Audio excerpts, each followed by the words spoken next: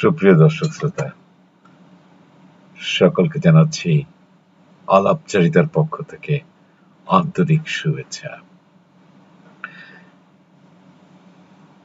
পবিত্র ঈদুল আজহা শেষ হওয়ার পরে আলাপচারিতাতে আপনাদের কাছে একটি বিশ্ববিখ্যাত কবির কবিতা নিয়ে আপনাদের সামনে উপস্থিত হচ্ছি। নোবেল বিজয়ীর লেখক রুডইয়ার্ড কিপলিং এর কবিতা ইফ বা যদি গত শতকের সবচেয়ে জনপ্রিয় কবিতা হিসেবে গণ্য। এটা কবি 1895 সালে লিখেছিলেন আর প্রথম প্রকাশ করেছিলেন 1910 সালে। কবিতাটি তিনি লিখেছেন নিজের ছেলের জন্য।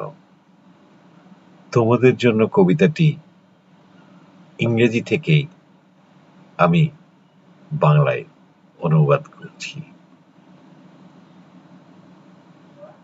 যদি যদি তুমি মাথা ঠান্ডা রাখতে পারো, তখন যখন সবাই মাথা গরম করে দোষারোপ করছে তোমাকেই। যদি তুমি নিজের উপরে আস্থা রাখতে পারো, তখন যখন সবাই তোমার ব্যাপারে সন্দিহান, আবার অন্যদের সন্দেহ আর জায়গাটা দাও। যদি তুমি অপেক্ষা করতে পারো আর অপেক্ষা করতে গিয়ে ক্লান্ত হয়ে না পড়ো। যদি তোমাকে নিয়ে যখন মিথ্যা কথা বলা হচ্ছে, তখন নিজে মিথ্যা কথা না বলো। যখন তোমাকে ঘৃণা করা হচ্ছে, তখন তুমি ঘৃণার পথ বেছে না নাও। অবশ্য তখনও তোমাকে অতিরিক্ত ভালো সাজতে হবে না, খুব জ্ঞানীর মতো কথা বলতে হবে না। যদি তুমি স্বপ্ন দেখতে পারো, কিন্তু স্বপ্নকে তোমার প্রভু বানিয়ে না ফেলো। যদি তুমি চিন্তা করতে পারো, কিন্তু চিন্তাকেই তোমার লক্ষ্য বানিয়ে না ফেলো। যদি তুমি চিন্তা করতে পারো, কিন্তু চিন্তাকেই তোমার লক্ষ্য বানিয়ে না ফেলো।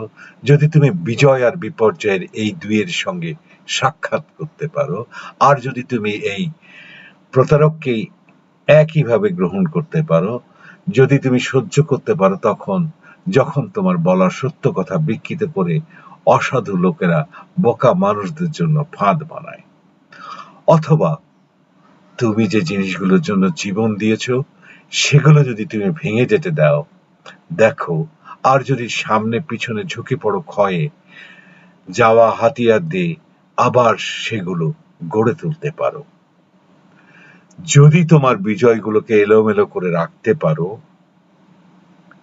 আর সেসব নিয়ে বাজি খেলে সব হারিয়ে আবারও নতুন করে শুরু করতে পারো,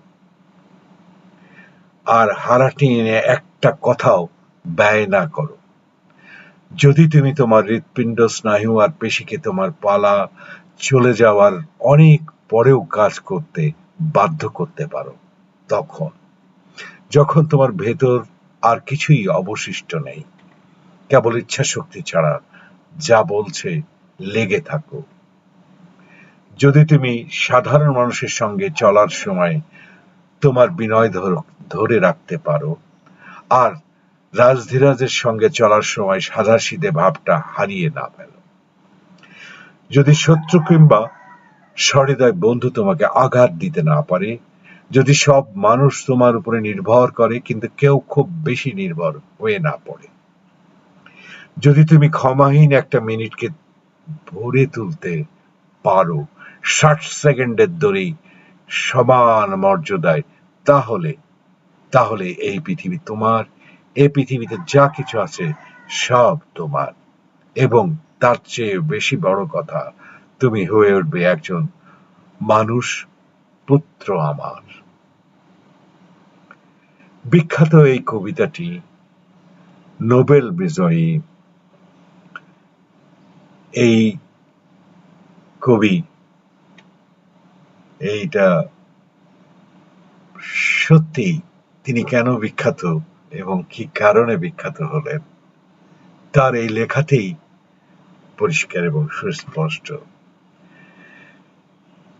এই নোবেল যে এই লেখক, এই ইফ কবিতাটি, এই লেখকের এই কবিতাটি খুবই জনপ্রিয় কবিতা। প্রতিটি অভিভাবক এই কবিতাটিকে গ্রহণ করেছেন। আগামীর প্রজন্ম, আমাদের সন্তান সকলকে এই কবিতার গুলিকে অনুসরণ করতে হবে। তবেই সে মানুষের মতো মানুষ হতে পারবে বলে এই কবি আশাবাদ ব্যক্ত করেছেন। আজকে এই পর্যন্তই। সকলে ভালো থাকুন, সুস্থ থাকুন এই কামনা করেই শেষ করছি। ধন্যবাদ।